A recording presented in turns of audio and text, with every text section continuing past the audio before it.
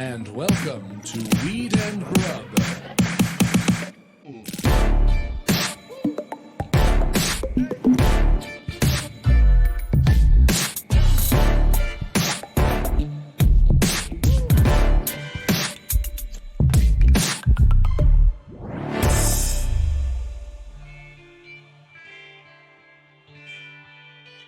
Do you like sandwiches? I love a sandwich. Do you like feminism? I love feminism. Do you like reproductive rights? I'm all about those rights. Do you want to wear a t-shirt that says that you like all three of those things and that you support a great nonprofit? Oh, some of the money goes to charity for this sandwich t-shirt as well? Yeah. Then yes, I do. It's the Mayo for Me has t-shirts now. You could go to my Instagram It's the Mayo for Me, and there's a link in my bio to t-shirts. There's one, if you're watching our YouTube, you can see the sweet design made by our friend Michael Walker. Up on the background here, we have My Sandwich, My Choice. And we also have Quit Projecting, Bitch. I love it. And they're so cute. They're only $25. 25% of all sales is going to the Women's Reproductive Rights Assistance Project, which is hard to say, but a fantastic organization that you can also just call WRRAP. WRRAP. They support abortion access and contraceptives for people who have a hard time getting access to those in all 50 states. So the money is going to a great place. And the sandwiches are cute as hell. And I don't know, I'm just so excited about it. So I just wanted to say up top, please go check it out. We're only doing pre-orders. So we're only going to make as many as we get orders for. And I'm hoping that we can raise some money for this organization and maybe do a second run if it goes well. Do some more t-shirts. Hit me again with the important information. It's the Mayo for Me is the Instagram and TikTok. The Shopify is just It's the Mayo for Me at shopify.com, but the link will be in my bio everywhere. And we'll also put it in the show notes here. And the sandwiches or the t-shirts are $25 a pop. 25% of that is going to WRRAP.org. Massive. These are cool shirts. I love them. Love both of them. I'm so excited to wear. I ordered one of each today. As a dude, I think I will wear Quit Projecting, Bitch instead of My Sandwich, My Choice. Yeah. You know what I mean? Yeah. But they are unisex, so dudes and dudettes can both wear them. And the Quit Projecting Bitch has like a really nice 70s kind of vintage vibe with the ringer. It's a ringer tee. It's got that like yellow around the arms and the neck. I didn't know what a ringer tee was until Michael was like, yeah, we should do that, kind of throwback vibe. I love it. I'm so excited. Would you branch out into the hoodie sweatshirt game eventually if these sell out and this is a nice healthy run and people support? Yeah, absolutely. I mean, when people said like My Sandwich, My Choice, I think it was very early on, something that I said in one of the early videos. Before any of your things even went viral. Yeah, I think it was actually Tiffany Gabris was like, fucking, I would wear that t-shirt. And I was like, fuck, if we could make t-shirts and raise money for reproductive rights, in the face of everything that's going on in this country, like, yes, I'd love to make a huge line of t-shirts that people would wear all over the place, and hoodies and hats and pins and everything to send some money to those organizations and, to get the message out. And, it's cool to see a community of people all wearing a message of any kind, like, oh, I like that band too, or whatever. So if you're wearing this My Sandwich, My Choice t-shirt, it just means you support reproductive rights and feminism and making your own goddamn sandwiches. Heck yes. Yeah. Cool. Congratulations, Mary Jane. Thanks, Mike. Thanks for letting me plug it up top here on our weed podcast. I mean, what else are we doing if not trying to change the world with, a hang once a week? So it's a big deal. It's a very big deal. Thank you. Also, I have some stand-up dates. Go to @LaserBoohoo on Instagram to check them all out. My June is really full. I think I have a ton of LA dates, including on Neil Brennan's show, June 13th. All new material. I'm Huge. in Denver in the middle of June. I'm shooting something for Comedy Dynamics at the beginning of June. And then I'm in Phoenix for a one-off. And then the Comedy Store on June 21st. So Wow. if you like my comedy and you want to support, come out in Phoenix, come out in Denver, or come out in LA. A solstice show too. That'll be a good vibe. Yeah. June 21st. Oh, that's a good one to wear Quit Projecting, Bitch on a solstice and like get a shot of me in front of the moon. That'll be fun. Well, right? I love it. I like that. All the tie-ins. And now that we've done our individual plugs, we also have a plug that involves both of us. Oh, that's right. Yeah. If you want to go and nominate us for Best Podcast at the MJs, which are the new International Cannabis Awards started by our friends over at Fairchild. They do the best events in cannabis. They're doing a huge black tie cannabis event in Vegas in November. I would love to go. I would love to go as a nominee or a possible winner of Best Cannabis I'm only Podcast. going if we win. So you have to go to MJ's. It's in our show description and vote for us as best podcast. Otherwise, I'm not going. I'm not going to wear a black tie. I wouldn't wear a black tie anyway, if I'm going to be honest. You're going to wear a sandwich shirt. I'll wear a sandwich shirt. But I'm not going if you all don't nominate. So if you want cool people to be at a stuffy business affair, then you got to get us there. So vote for us. And you know we have a good time in Vegas. So, come throw down with us. If we do win Best Cannabis Podcast, we will take you out on the town. Come out with us. We'll I go will smoke give some you legal Molly. weed in Or Nevada. weed, whatever works. I'm not sure what I'm allowed to say on here. We'll have a great time. So roll on through. And at the Google Doc, which we will put in the show notes again, where you can nominate us for Best Cannabis Podcast, there are also a bunch of different categories that you can go in and nominate your favorite brands and your favorite activists and all that kind of stuff. And it's a very cool sort of list of categories that they have going on there. So check that out. Yeah, but also who cares about those other categories? No, we care. We all care. We're supporting each other. All rise together. Mike. Lord God. Oh boy. So yeah, go to the MJs. What else is happening? Oh, well, what up, Mary Jane? How's it going, Mike? I'm feeling spicy today. Welcome to Weed and Grub, everybody. This is a podcast about comedy, Cannabis, cooking, culture, calling shit out. and brightening your day when you're feeling a little crunchy because your shoulder fucking hurts and you're in chronic pain and you can't get it looked at and maybe you're mad about it, but you have friends who help you through it with weed and good times anyway. Fucking period. Nice. What up, Did Mark? I Nailed put that it. into words? Yeah, man. My fucking shoulder and neck are killing me. You're hurting. This And, American healthcare system is fucking you over. I went to the ER on Saturday. It was so bad, and finally someone looked at it, and when the consensus was, in as so few words, was, yeah, you're fucked. And so is our healthcare system, and you are a victim of a shitty healthcare system. So here's some muscle relaxers, and we're going to connect you with someone who can finally get you the help you need. So I had some good phone calls today to finally, hopefully, see an orthopedist. But even just sitting here trying to look at you, it's sending shooting pain up the back of my fucking neck. It's crazy. Yeah. There's only so much weed you can smoke for something like this. Yep. You know what I mean? I'd love to be a case study for pain relief through cannabis. Would love to be a case study for that, but I'm gonna be real. So far, not enough relief. But, Yeah. So what's up? It can help treat the symptom, but not the cause, right? Like the pain sure. relief is just, cannabis is treating the symptom, but not actually healing your torn, whatever it is that you tore all that long time ago that is now radiating into the rest of you. So yeah, I'm here to hang out with you and smoke a bunch of weed and try and take your mind off it. But also that shit needs to be fixed. You know how bad it's gotten? Tell me. I've had to try to jack off with my left hand. Oh my God. Aren't you a lefty though? I am, but I'm a righty for hitting a baseball, throwing, catching. I'm a righty for everything except for writing and cooking and knife work. Oh my God, that is so strange. And so my shoulder hurt so bad that I had to stop using my right hand to jack off.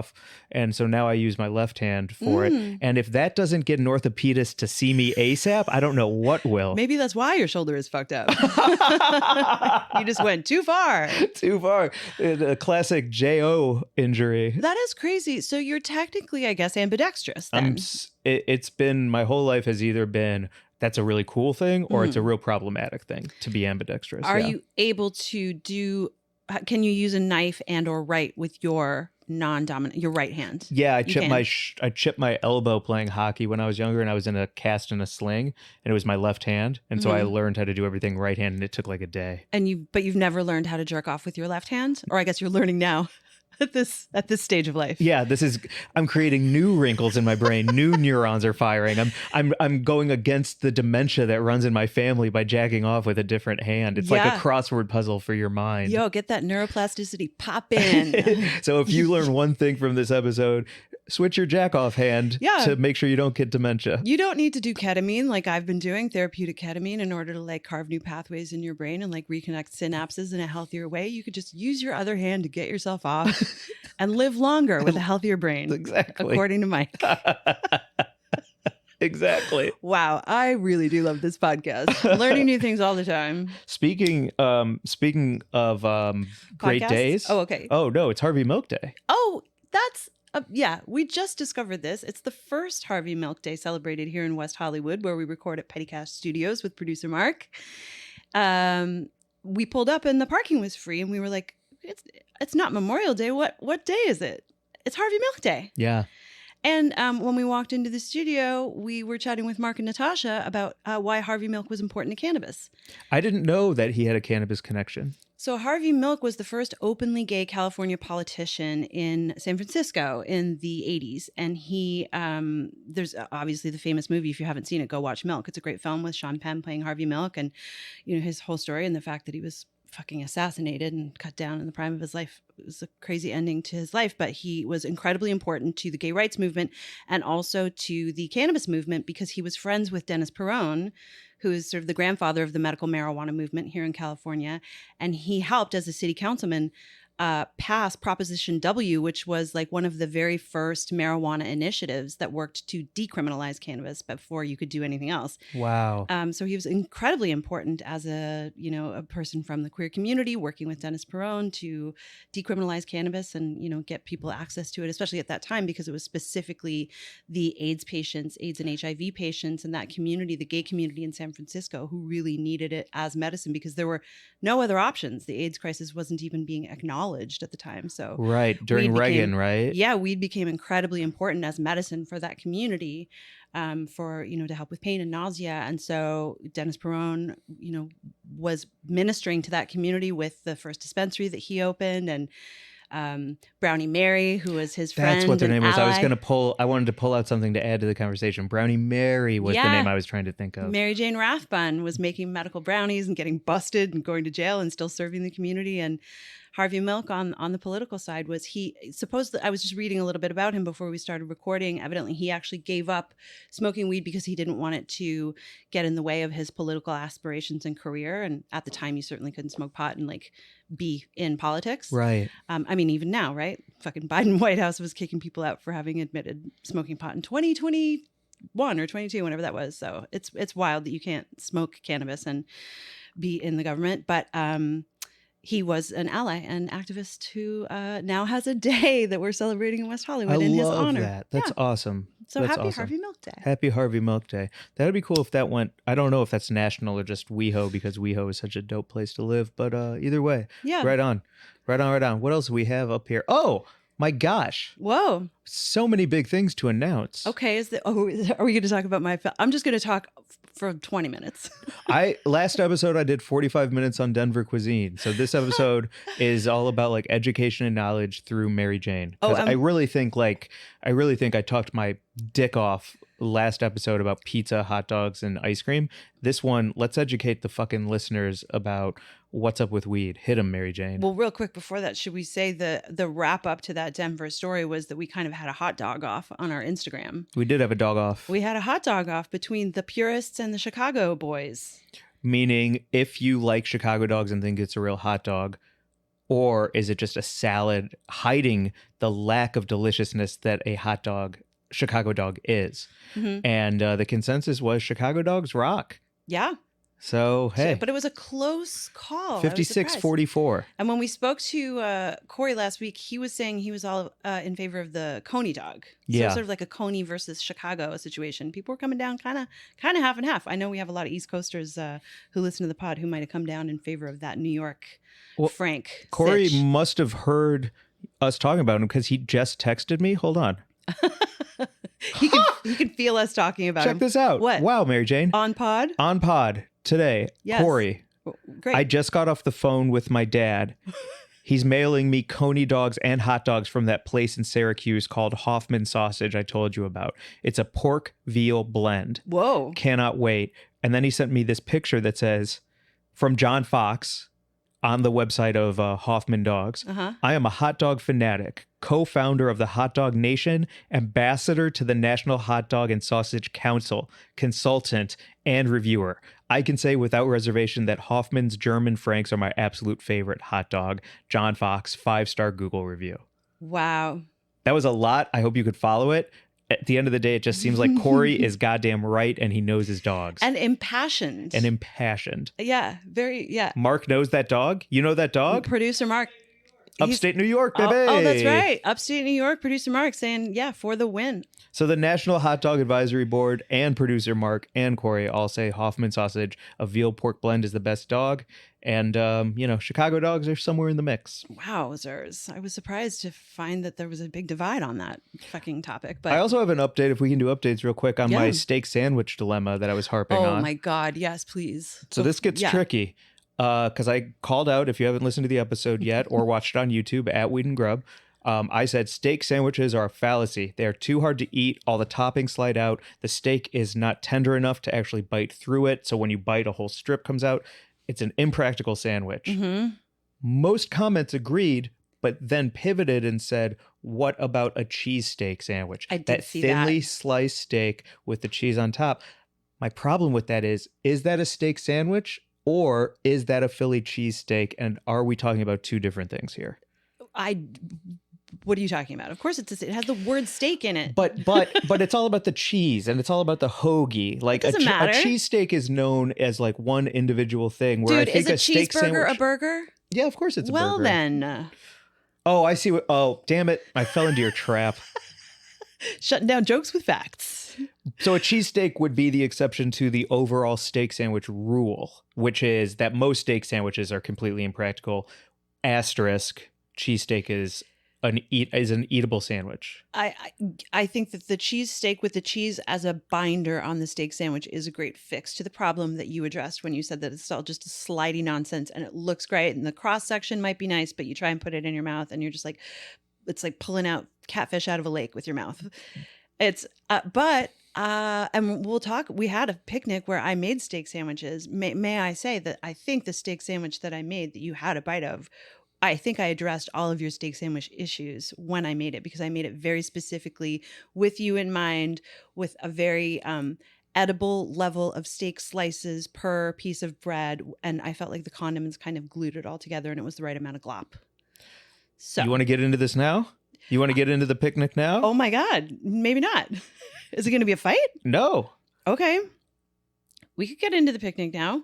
I loved your steak sandwich. Thank you. I loved your homemade chimichurri. Thank you. I loved the bread choice that sopped up all of that garlic and oil and herbiness. Thank you. I also love that you cut each sandwich into quarters because then it's a 2-bite situation. Yep. Had I been eating an entire one of your sandwiches, I don't know if the toppings would have stayed inside with each bite or not. And a quarter cut made all the difference to me. I had not thought of the fact that cut was doing the job of a bite, but with a knife. Yes. So I appreciate you taking all of that into consideration. The sandwich was knockout delicious. Thank you. Also, cutting it into quarters. Who do we have pictures? Made a really. I do have one. I could try and sling it real quick. Oh wait. Well, there's the steak with the chimichurri. At least you can put it up. If you're looking at the YouTube, you can see my sweet marinade that I made while chopping and chatting with a friend on the phone for like 2 hours. Mike is also holding up his phone with a picture of there's your cross section. Yeah, I'll throw that on the IG with this. Okay. So going back to the overall steak sandwich dilemma, I do feel like a cheesesteak is an asterisk, but it's also the steak is sliced so thinly and no other steak sandwich except for maybe that au jus Chicago dip has a thin sliced thing. And I think those are both very specific and more focused on the cheese and the au jus dip than the actual steak sandwich. In your case, it feels like more of a focus on the steak itself. And had it not been cut into quarters, it might have been difficult to eat. Heard. Yes, I agree. I don't have any pushback on that. Okay. I don't. And it was like so overall I would say it's 98% impractical. A steak sandwich? Yeah. 94. Honestly, I think it depends on the cut of steak and the binders, really. Like that cheesesteak, the thin cut with the cheese makes all the difference. Like what kind of steak sandwich are you ordering that's like, where have you been eating these steak sandwiches that are bumming you out? Are you making them at home? No, I would never. Yeah, I guess it's just the thin. You need the thin with the stuff. Yes. Yes. Exactly. That's what everyone should keep in mind. And a majority of them, because we're such a cross-centric country, they make them big slabs. And they look great. And you squeeze the juice onto the cutting board and jack off with your left hand because your right shoulder's hurting. But overall, an impractical sandwich post delicious lookingness. Yeah. Talking about impracticality and cross sections, I just saw something that I thought was so fucking weird. And I was like, oh, is this the new normal with the sandwich IG sort of content, food porn situation? I think you do too. We both follow a lot of like sandwich accounts where people are just making big, juicy things that look delicious. And it's fun to imagine what it would taste like. And that holding it up to the camera moment is always so great. But now people are holding it up in both sections, like they're folding them back on top. They're not just holding up one section. They're like, say if they're cutting the sandwich in half, they're just sort of folding it back on itself and then holding both sections up. And then I saw this dude who's like a Southern barbecue sandwich dude, and he ate both cross sections as one bite at once. And I was like, oh no, we've reached a new era where you have to fit the huge thing in your mouth to make that sandwich bite satisfying for all of us fucking screen scrollers. Yes. Is that what's happening? I guess so. I love the evolution. I think that's pretty fun. It's fun to have a mouthful of something you made.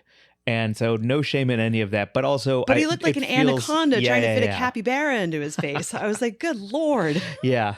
You would, but you don't want to see somebody on TikTok or IG using a knife and fork on their sandwich, right? I mean, maybe you're a sensible biter? How about a return to manners and a return to form to heal the world? This is my supposition. If we all went back to fork and knife and cloth napkin and seated at the table, manners, every time we ate, the world would be a much better place. I love that. Maybe everyone would calm the fuck down. Yeah. When everyone goes right, you go left. Maybe the problem with this like world in which we just stand up and house a double sandwich cross section into our faces while wearing board shorts is not what the world fucking needs.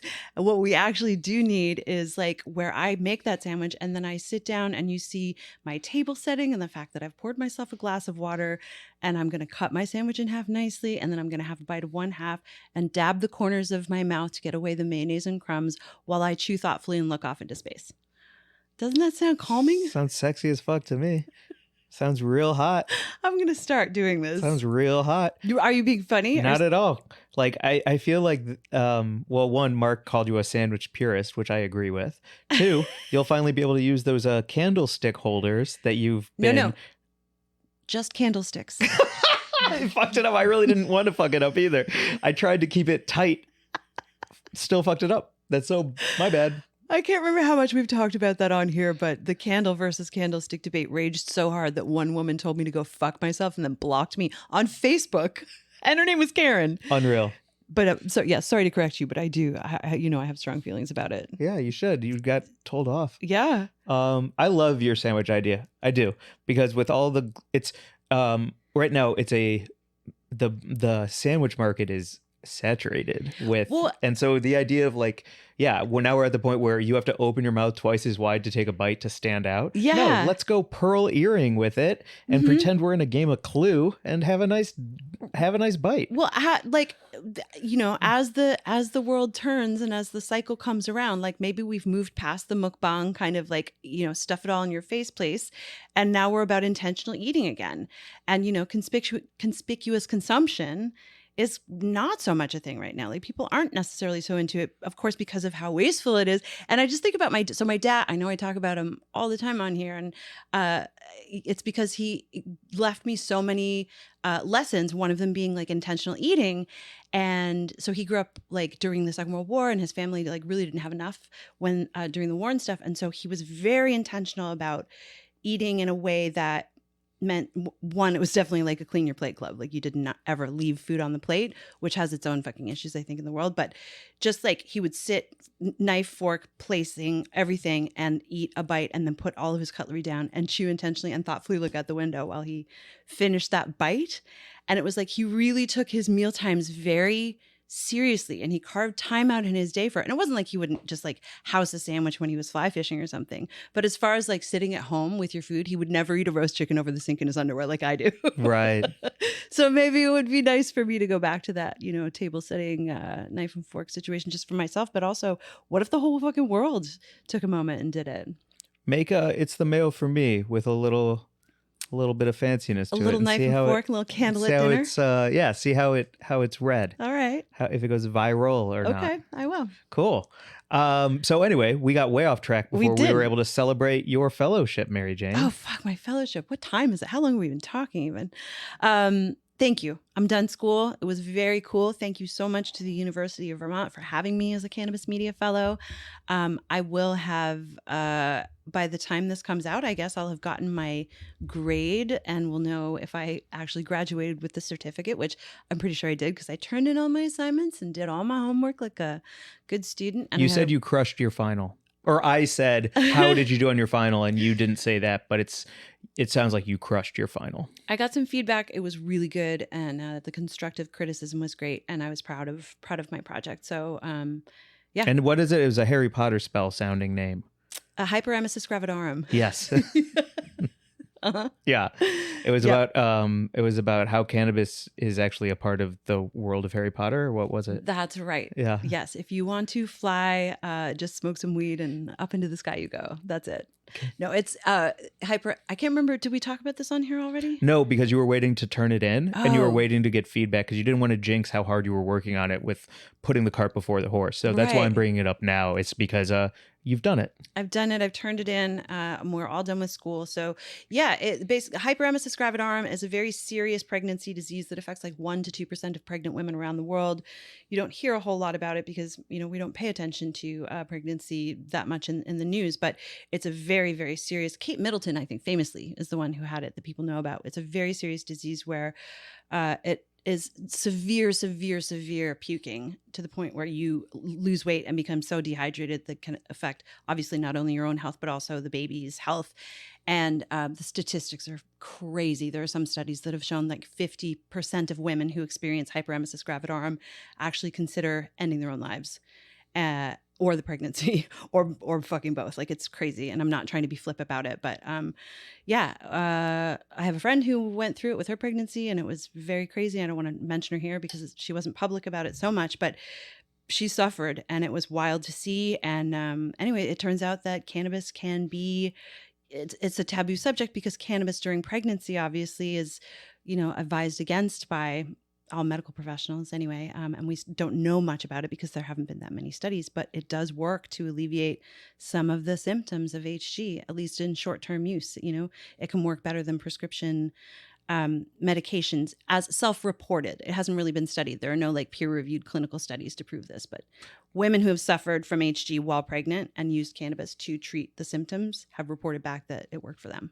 So 2 things on that. One is I learned from you that one of the keys to this fellowship and to the reporting and projects that you're working on like this one is that peer-reviewed science-based facts in cannabis, there's not as many of them as we need, right. But it is absolutely the most accurate, trustworthy way to know what the truth is.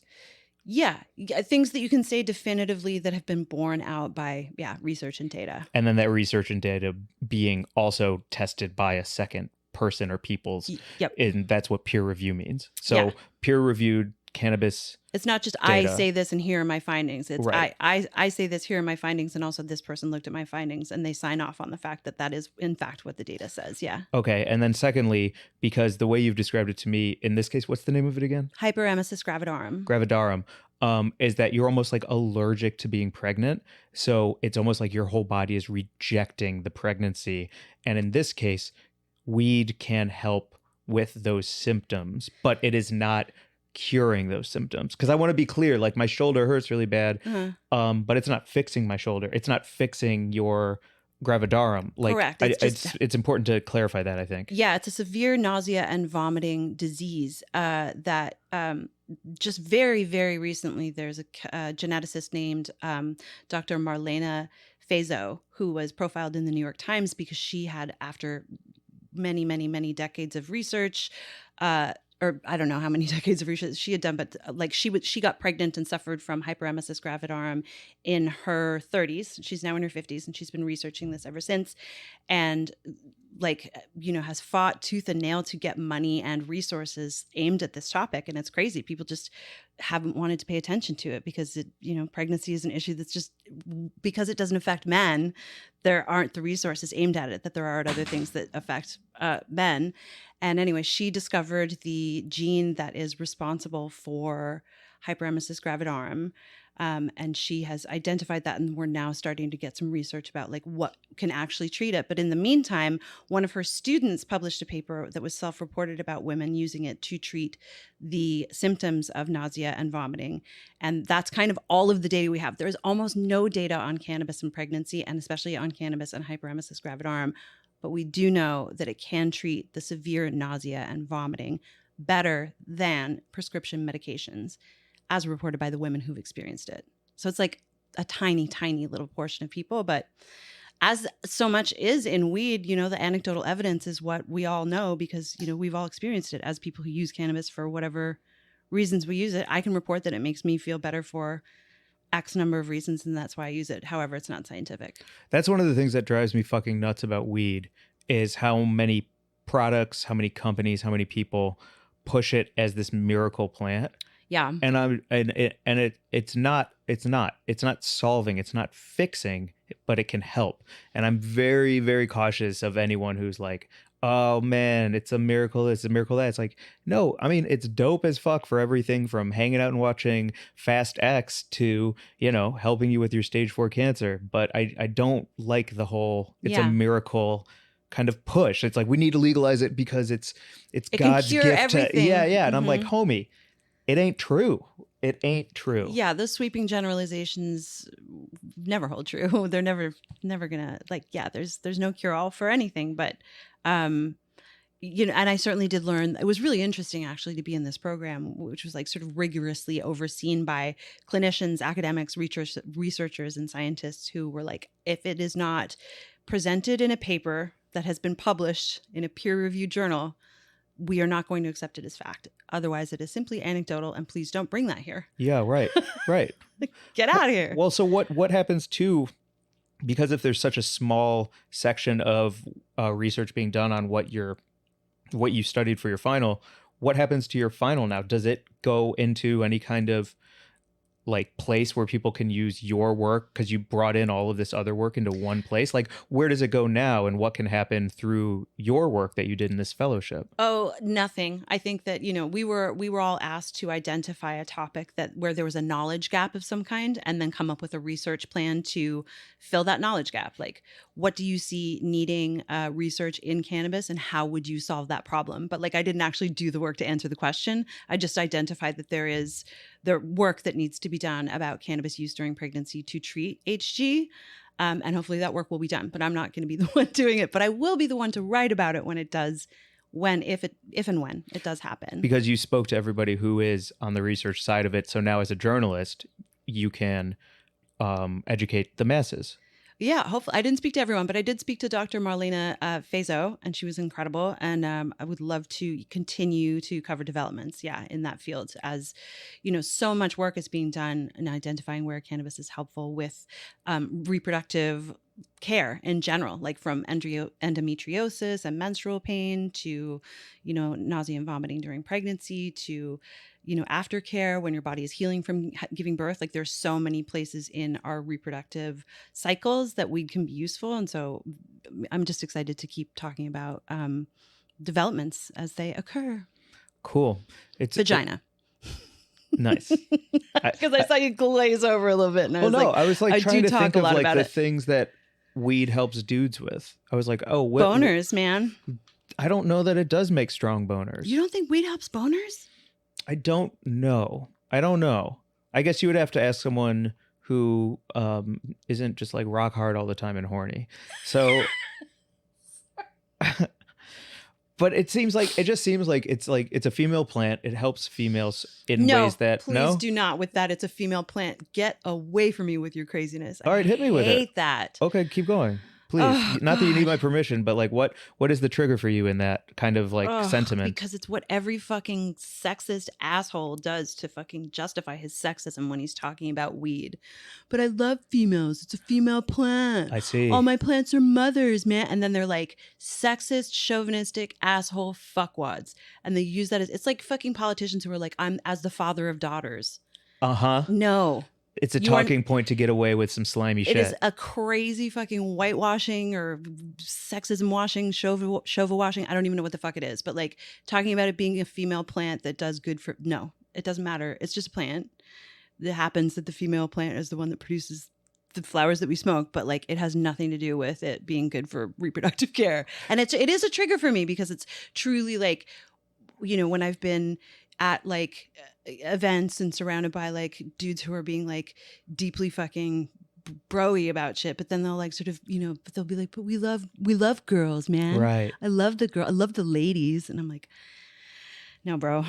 So to double down what I was about to say, Before I jump down your throat. it's you find it to be out of pocket that I would be like, oh my gosh, what a connection that the female plant also helps the most things of the female sex in humans.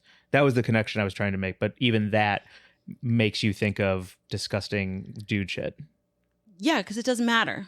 Like, I love that connection. I love the idea like we have a core and the earth has a core and we have a kind of an aura around us and there's an ozone layer around the earth, and like all things at all levels are so similar and so much the same even though they're all different. Like I love all of those little connections that create earth and humanity and life. And yeah, but by your fucking logic then it would be like, okay, then I'm going to talk about all chicken dishes that I eat and all egg dishes that I eat and all caviar and all salmon roe and all that kind of stuff as being specifically female and good for fucking, you know, my female body. And like, what are you doing as a dude like eating that chick shit?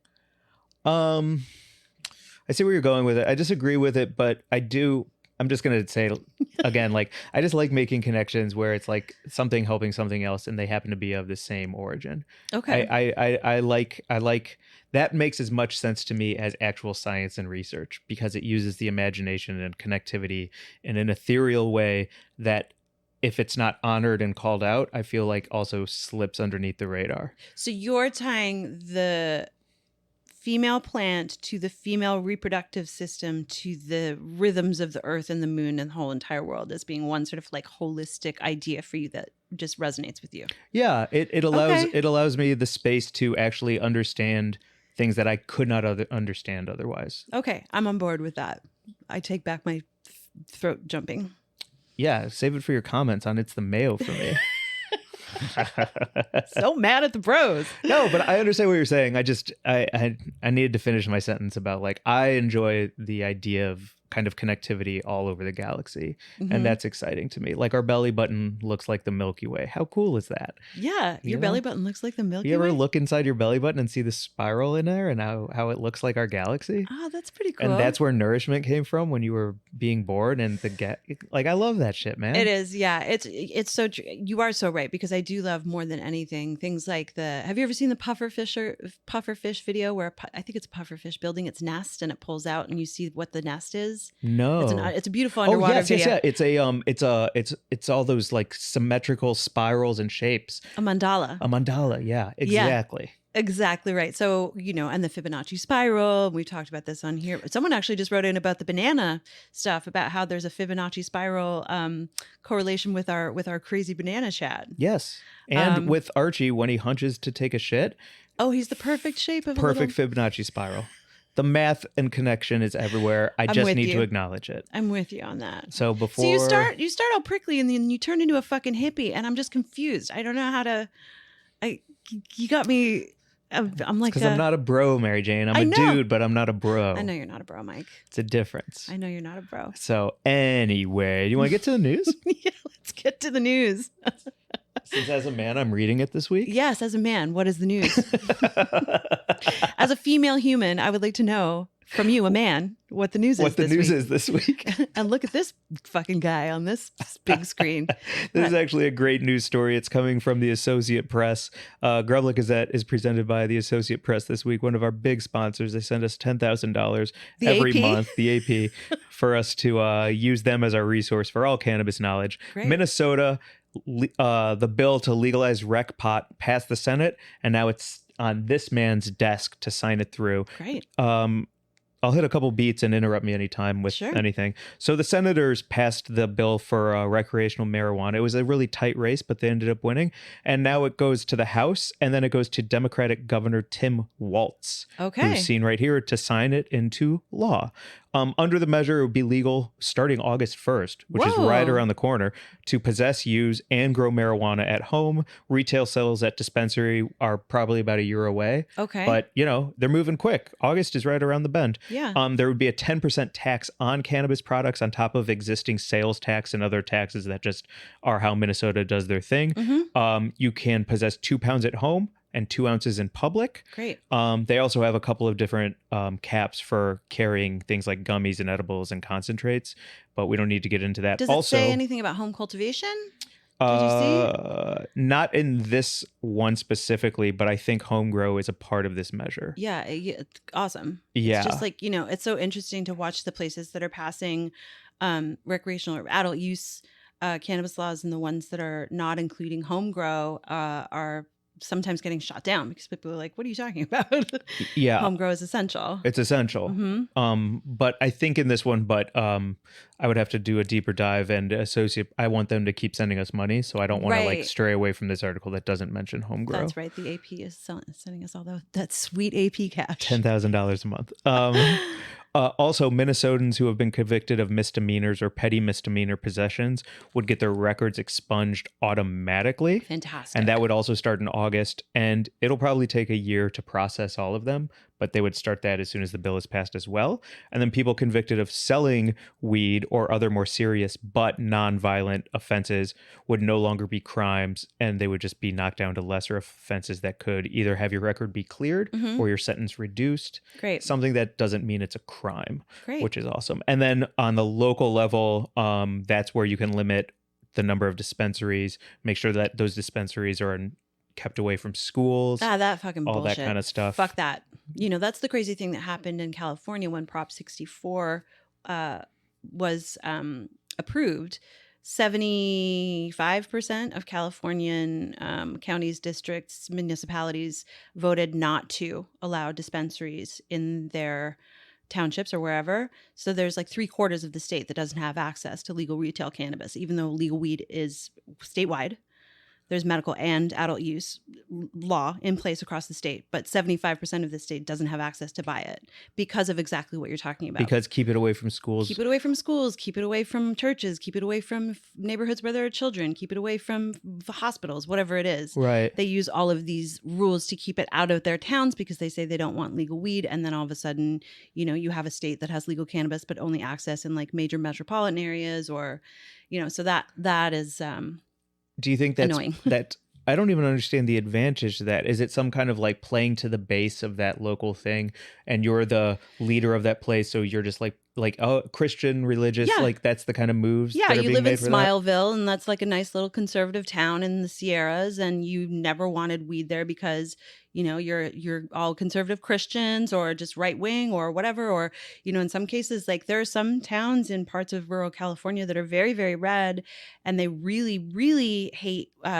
cannabis farms because the hemp farms and cannabis farms have done environmental damage, and a lot of them are farmers there. So whether or not they're voting conservative, they I think in many ways have legitimate reasons to be very fucking angry with weed farmers because they've lost resources like water to these big farms. So they're mad about it for that reason. And it's not even like a just hating weed reason. It's like those Interesting. farms are fucking us over. So it's like it's very tricky and complicated as a topic. Like I don't actually even know that much about it. Well, according to AP, who sends us roughly $15,000 a month, the bill only passed 34-32, and one of the Democratic senators who was against it did say we need to protect our children from the harmful effects of the illicit market Jesus. and reduce the risk of public health and safety instead of opening pot shops, we need to reinvest in communities that have been harmed. I mean, yeah, invest in those communities and also allow people legal access to retail cannabis. Yeah, why is it an either or, right? Yeah, That's like, the thing. what's up? It's interesting that? how many politicians use the either or argument when the bigger question is why not both? Yeah. Completely agree.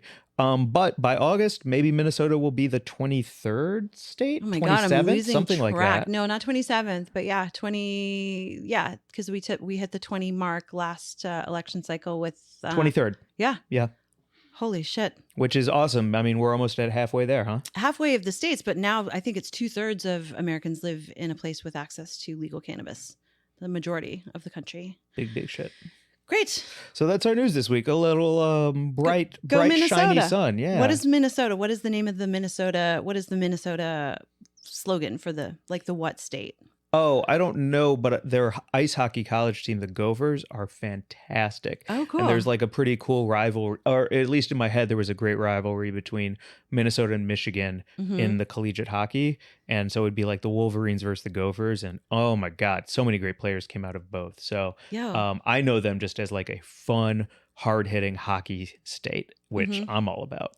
I know them for only what happens in the Twin Cities because there's cool music and art that comes out of Minneapolis and St. Paul. Yes. I was like, what's the name of the other city? Yeah, that was a great pull. And there's an amazing theater, the Goodman that's in Chicago. What's the Guthrie? The Guthrie. The Guthrie is fucking cool as shit. And thank you, Mark. Thank you, producer Mark. Its official nickname is the Star of the North.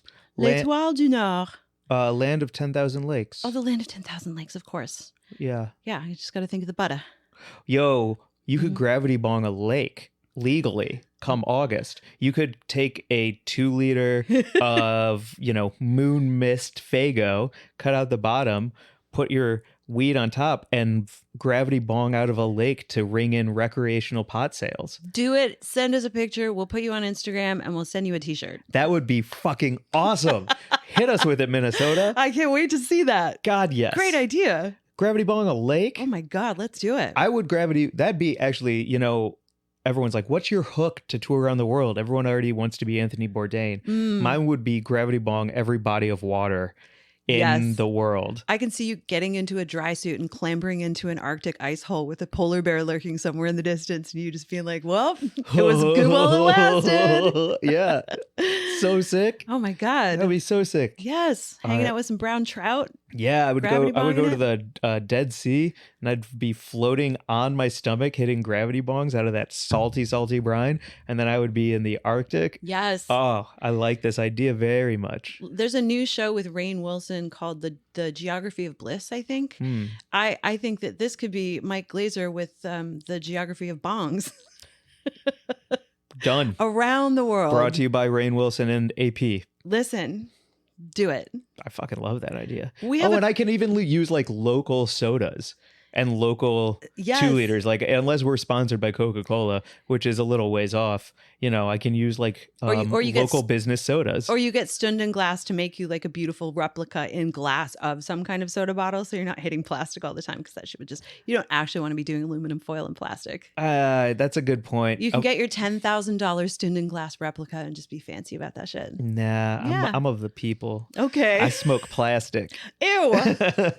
You also, according to this picture that's up in the studio behind us, hang out with fucking celebrities, dude. Yeah, me and a couple St. Louis boys just talking about St. Louis. Me, wild. Joel Hadley, best friend forever, and Jon Hamm just hanging out at the woods. Not pictured here, Woody Harrelson and Owen Wilson. Jon Hamm is a St. Louis guy. And we were all just hanging in there, and I was like, hey, man, I'm from St. Louis, too. And he immediately turned his back on the conversation he was kind of having, but not really having with other people. And we talked STL sports. We talked about what high schools we went to. We talked about all the great food that comes out of St. Louis for like 30 minutes. What was the cookie you guys were talking about? The cookie. You put it on your Instagram. You were like, we talked about this, and then there was like a cookie or a sandwich or something, or a ice cream. What, it was like something specifically St. Louis see. That you got. I'm sorry to interrupt you about whatever you were talking about, but it was a very specific. It wasn't a toasted ravioli. Yes. What was it? Okay, so one thing that we all connected on is that we all used to live near this place called Westport, and Westport was kind of like the hub for birthday parties at the local arcade. It's the very first comedy club called the Funny Bone coming into St. Louis. There was Spencer gift style shops on there. And every weekend on Friday nights and Saturday nights, there would be buskers who were allowed to perform there. So you would see jugglers and mimes and musicians and violin players, and who is also a musician. Sorry to typecast all musicians as violinists. Please don't come for me. And so we would go and we would watch all of that, and I would take magic classes there. It was a really cool place called Westport. They also had a thing called Rabata, which is a predecessor to Benihana with all of the tricks for fried rice and shrimp. And there was also a place called Casa Gallardo that brought Mexican cuisine to the Midwest. And they had a fried ice cream that everyone celebrated and got on their birthday. You went to the arcade on your birthday to play Teenage Mutant Ninja Turtles and The Simpsons and pinball and skee ball. And then you went to Casa Gallardo and got the fried ice cream, and they sang happy birthday to you in Spanish, Feliz cumpleaños, I think, or something like that. And it's great because it's a ball of soft vanilla ice cream, and they wrap it, and then they deep fry that vanilla ice cream and serve it to you. And haven't seen it since Casa Gallardo, haven't thought about it forever, but Jon Hamm brought it up, and then we all geeked out like little kids at a sleepover being like, oh my God, the fried ice cream. That's so fucking rad. I don't know where else to get it. I guess maybe you could try to make it. Isn't it kind of like a baked Alaska? Isn't that sort of what a baked Alaska is like a deep fried ice cream situation? Yes, but no, because baked Alaska has so many layers to it. This is fried ice cream topped with honey, whipped cream, and then for 50 cents extra, you get a little hot fudge. Whoa. Yeah, man. Fried ice cream is the jam. And it still exists at this spot? Well, Casa Gallardo closed 100 years ago. What, Mark? What? Newport Beach, evidently, in our neck of the woods. We can go to Newport Beach and order fried fucking ice cream. Rolled in cornflakes, nuts, and honey. $14. Oh, in Century City as well. Okay. Fuck, yes, that's actually in LA. Let's go, man. Hey, man. Let's go get some hot pot and then get some fried ice cream. Yeah, we'll invite John, my new friend. Also, Jon Hamm, I just saw reported that he just called out Josh Hawley for being a coward. So Josh Hawley is the senator from Missouri who did that crazy thing where he was like supporting the fucking insurrectionists, and then like they showed that video of him on January 6th and he was actually like running for his life like a little bitch. Was he also the one that was pumping his fist in the air and giving the whatever the sign is to those people like in support? Yes, before he actually entered Congress that day. He had that slippery haircut that all those fuck faces have, right? The shaved side of the head. He's a Fuck him. He has a fuck face haircut and a fuck face way of saluting and a fuck face way of running away from trouble, and he's a fuck face. But he was just called out by Jon Hamm in an ad for his so Hawley's Democratic challenger is named Lucas Kuntz. What a name. Anyway, he's dropped an ad featuring Jon Hamm calling out John Hawley for his like fixation on manliness. And in the ad, Hamm questions Hawley's convictions while negative headlines about him flash by. He says, manhood, you'd hope that means courage. Courage isn't something you can give speeches or write a book about.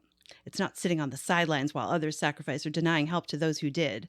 Anyway, we'll link the ad in the show notes because I haven't even watched it yet, but like I just saw it reported that he's, like taking a big political stance.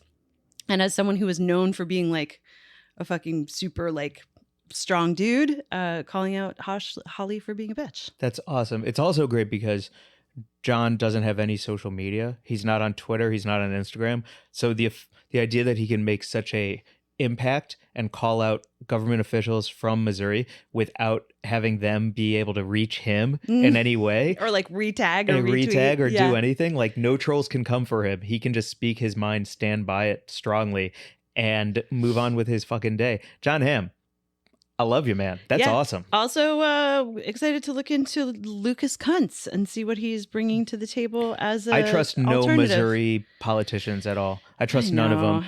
There's too many racist people in Missouri. There's too many people who love guns for the wrong reasons in Missouri. God. There's too many people who are homophobic in Missouri. Like, I can't see anyone in Missouri running for office and winning actually being on the right side of all the things I think are right. The give and take is too much, and there's too much hate in that state for it to actually work out in any way except for continuing to be number one in murder, number one in traffic accidents, number one in drug, number one in arrests, and go Blues, you know? Yeah. That's it. It's a sports town with a lot of violence and anger surrounding it, and it's a fucking bummer. So Yeah. I don't have much faith in anyone running for office there, if I'm going to be frank. It's a crazy place. That's where those fucking Bonnie and Clydes waved around their guns because protesters were on their lawn, right? Yeah. Those fucking people. Yeah, those rich people in bare feet with Ugh. Chardonnay on their breath. The problem, too, is that St. Louis is a great fucking city. I love it. You have It's the Arch. beautiful. You have great sports. You have the Bowling Hall of Fame.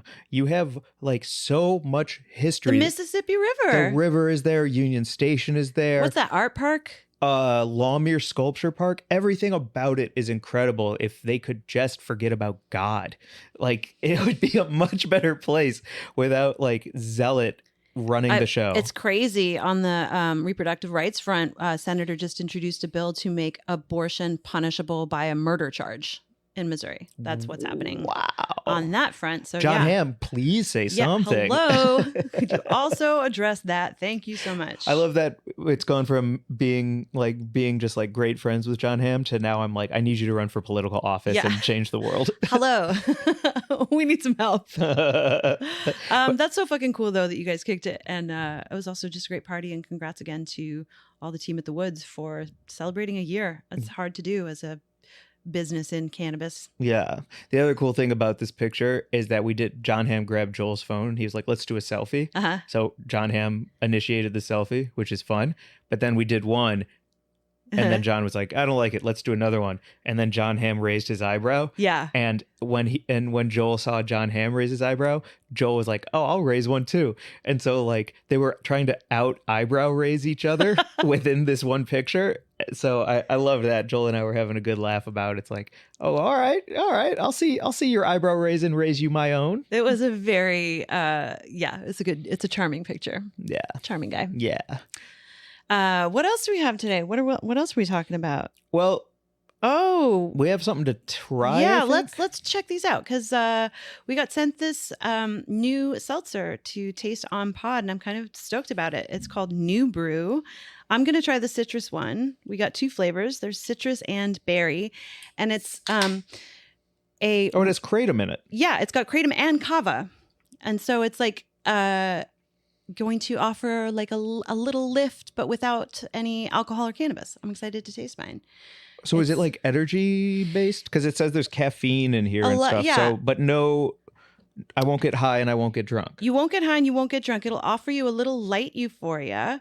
It says it will include a positive attitude shift and a grounded sense of calm, clarity, and connection with a crisp, elevated taste and just the right amount of sweet. All right, I'll try some New Brew. Oh, God, that's so nice. It's like a lightly fizzy lemonade and this citrus flavor. And it also tastes a tiny bit like sweet tea. It's like a really grown-up adult Palmer. This is an adult Palmer. I love that. Trademark that, Mary Jane. That's fantastic. You do have to be 18 or over to enjoy this, I believe, or at least to get on their website. Like they are not marketing this to kids. So this is an adult Palmer. You're welcome, New Brew. All right, I will try the berry. I love that. It's like berry tea. Okay. So yours is like lemon tea and mine is berry tea. Okay. So if you're the adult Palmer, this would be the I don't know, adult Adolf adult. No. What about a like a Shirley Temple twist? Oh, okay, yeah, because of the berryness. Or like a Roy Rogers. I like Roy Rogers more. Like a grown Rogers. Goy Rogers. Oh, you're coming in second on that one, bro. There's no way to top adult Palmer, so I'm just trying to like make Goy Rogers. Oh my God. Well, New Brew is a botanical seltzer. This is off their website. It says it employs two primary active ingredients, kratom leaf and kava root. Each can contains 25 milligrams of kratom leaf extract and 125 milligrams of kava root, which is a low dose when compared with other products. It's a potent beverage, though, for adults, and these ingredients are likely to have effects even at this low dosage. So you'll feel like a little lift. And these would be, I gotta say, so perfect. Back to the picnic chatter about, where we can have sandwiches and enjoy outside friendship time. This would be perfect for that. This is ice cold at a picnic. Yeah. This is the move. Yeah. Especially if you're like doing a little bit of day drinking and day smoking. Yeah. And you don't want your night to end on like, if you're picnicking on a Sunday, and you don't want to like be exhausted by 6 o'clock, but you want to stay up to watch the finale of Succession and have a little dinner. Something like this is like right in the pocket for that magic hour brew. Yeah, it's I love great. it. We had this picnic in the park on Sunday with some friends, and we did smoke a joint. And then I did kind of want to lie down afterwards, but I was surrounded by friends, and I was like, now is not the time to just take a nap in the sunshine, because I did want to hang out. So this would have been perfect. Yeah. It would have given me that little boost. The part of the picnic that we haven't talked about yet that I would like to compliment you on as a man. As a man speaking to a human woman. Speaking to a human woman. Okay.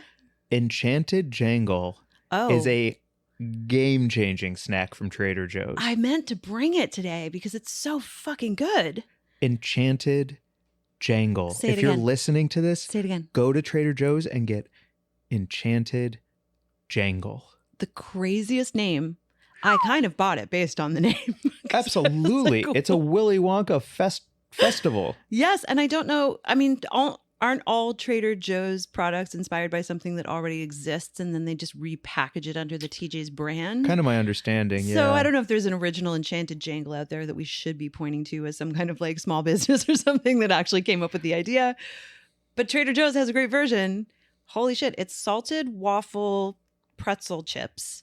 And then a bunch of like different little kind of coated bites. There's like a chocolate and like some kind of like strawberry banana thing. And then there are like some versions of those little, what are those sticks called that have Pocky? Yeah, Pocky sticks. Yeah, it's like Chex, but with candy. Yes, well said. Kind of. Yeah. Delicious. Gummies, marshmallows, chocolates. So fun. Oh yeah, there's like little like chips. Hell of a jangle. Excuse me, now I'm burping. I don't want to do that in the mic. It was so fun. Yes. Yes, that was good. It was a great spread. I mean, I've been sad lately. Just to level with you, I've been sad. There's a loneliness epidemic in this country, and that definitely helps me feel connected to other people who are going through it, knowing that other people are sad too. But sometimes that doesn't help you from just being sad. And I was like, what's the cure for that? Spending outside time with friends. Yeah. In a just a cool, healthy way. And what better to do than a picnic? And it was so great to hang out in the park, have a group of friends from kind of different parts of my life all come together, and some of them meet each other for the first time. It was a fucking vibe. We smoked some weed. We ate great snacks like Enchanted Jangle. I made sandwiches. We had some balls to throw around. There was a pile of dogs. That's almost why I didn't show up. Was Thank the you for dogs- inviting me. But when I heard there was going to be upwards of 5 to 6 dogs there, I was like, what part of this is a relaxing picnic? Turns out some of the best dogs in the country were at that picnic. Those dogs are medicine, man. Holy smokes. I got 3 assholes pushed into me. Yeah. 5 licked my hand. 2 followed me around. Yep. Partridge in a pear tree. Did Archie claim you as his own? He did sit on my knee and stare at you. He's a good boy. Yeah. So all great dogs. Yeah, it was a good vibe. And I just was so grateful. And I was like, this has got to be the beginning of a series, because the sadnesses, they go away when you're sitting outside in a beautiful place with some friends and eating some snacks. And I don't know. I just always forget that, that the easiest medicine for me is to get my head out of whatever fucking funk I'm in by going outside first. Yeah. And then speaking to another human second. Yeah. And then enjoying some time together. And set it up yourself. You can't wait around for people to invite you to the thing you wish was happening. Oh God, you that's gotta the just other do thing. it. Yeah, I got hurt the other day, butt hurt. So incredibly stupid, because I saw 2 people hanging out on Instagram and I wasn't invited. And my head just did this crazy number on me where I was like, why am I not there? And I was like, why would you be there? Why would you? Did you ask them if you could show up? Why are you butthurt about this? Have you invited them to hang out with you? And exactly. So that's what I did. So fuck you for hanging out without me, Mike. And thank you for coming to the picnic. Cool. Healthy ego. This has been brought to you by Mary Jane's Ego. It's healthy. It's there. It's huge. It needs checking. No, it's just honestly when I'm talking about these friends hanging out on Instagram, I wasn't legitimately hurt or legitimately pissed off at these people, but I did feel a pang. Yeah. And I was like trying to identify it and looking into my heart. I was like, why does that give me an ouch? And then I was like, it gives me an ouch because I'm lonely and I'm feeling blue and I miss my sister and I'm just, going through whatever it is. All the fucking elements are just causing me to have a blue time right now. Let's fix that. I have the ability to change that up a little bit. And one of the other things that I did was I called my friend Allison in Montreal and I talked to her for 2 hours while I was making chimichurri and like marinating things. And we were chatting about it and we were like, because she's going through the same thing. She was like, I'm feeling lonely too. What is that? And we also identified the fact that like it's just a time in life where it's harder to make new friends right now, and like really? that is like I used to, when I was in theater, I was always doing a new show and you have like a new group of friends every like 3 months. You've got a whole new cast of characters to get to meet. Or, pre-pandemic, I was just like going out and socializing more in like bars or comedy shows or whatever. And like all these things that you've for whatever reason I have in my life and she has in hers, like stopped down from doing. So it's just like less new connections being forged. So also got to seek out new ways to make friends. There's an interesting parallel. I'm going to make another connection. Please don't yell at me. I'm getting ready to yell. I'm ready. There is a direct correlation in my mind between how we are now in America mostly a gig economy. And I don't know what Allison does for work, if she works full-time, part-time, or is also freelance. She's a but director. The way the entire country has become freelance also means that the entire country, you're not going out for drinks after work necessarily. You're not on the weekend going to a baby shower for somebody that you know from a friend. Like the work from home. The work from home and the disconnection of just going gig to gig, freelance to freelance, article to article, or whatever it looks like, is a direct effect of no hangout. And I've never really thought of like that kind of economy in America immediately affecting your loneliness. Yeah. That's pretty interesting. You really got to make plans now, and it's important too. And then you don't have to be... And wasn't that a good point? It was an excellent point, Mike. I'm going to sip this to punctuate it. Instead of... Great points made. We have a few more great points, but we gotta wrap soon. We've been talking for a while. I've been enjoying catching up with you. Wait, how do I? Oh, there we go. Just wanted to bring this up as maybe a last fun chat here on this pod. Please. Did you know that some people wipe their butt wrong? What's right versus what's wrong? Well, how do you wipe your butt? How specific do you want me to be? Very. Okay. Well, I have a couple problems with it because I keep breaking toilet seats. Oh, God. Okay. Okay. Uh-huh. So I am a tilter. I tilt my butt when it's time. I'll pull the toilet paper. I'm a crumpler, not a folder when it comes to toilet paper. Okay. I like a crumple. I like it to look like a loofah. And then I tilt my butt, lean all my weight onto my left side. Okay. And then lift the right cheek. Okay. And hit it front to back. Okay. And then splash. Okay. But the problem with that is I consistently, because I'm Jewish and everything I eat turns into diarrhea, I'm always leaning so much onto my left side of the toilet that I break seats constantly, and I keep having to call my landlord and be like, I need you to replace my toilet seat again. Wow. Yeah. That's so intense. Are you like leaning over and just holding onto the side of your sink and like moaning? Is that what it looks like? You think it's like I'm trying to hold on to a ship that's in rocky waves? Yeah, I don't know. This tilt sounds very extreme. It must be extreme because I'm putting a lot of pressure on the right side that's being lifted up and snapping in half.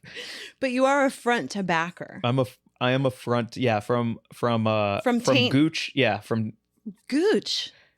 Yeah, to the tailbone. Okay. Yes. Okay, so from taint to tail. Taint to tail. Okay. That is what I have learned. Not everyone does. Not everyone does front to back. Some people, I just heard this discussion, will actually reach under themselves from the front, like between their legs. Men or women? Well, it was a female. It was two women who were talking. Oh, that's bad for your pussy. It's bad for everything. It's just like a bad way to. But I mean, there is so for when I am going to the bathroom, obviously I'm sitting down for both. Right. So the front, if I pee, I wipe the front. But then if I poop, I like go in from the back and wipe taint to tail. Taint to tail, right. But evidently, there are some people who don't do that and they just reach in from the front and they wipe that way, which is crazy. That's crazy. It is crazy. I'll do you one better, though. What? Not that it's a contest, but I'll do you one better. Okay. I have a friend who will remain nameless, who stands, I was going to ask, spreads the cheeks apart, and works tail to butthole and taint to butthole to isolate all remnants into the middle for 1 to 2 final swipes. Dude. How about that? Does this person also wax? Because they seem very, that's got to be like that's a clean, that's a bleaching sitch. Because their theory, and I've gone into detail with them, is there's no smearing, there's no crazy like excessiveness. No dingles. There's no dingles and dingles. You're just, you're getting everything to the center. And once it's in the center, boom, bop. And then it's just. Exactly. Did I do that right? And you're done. And you're done. So to me, logistically and like as far as efficiency is concerned, it makes a lot of sense. You getting choked up talking about butthole wiping?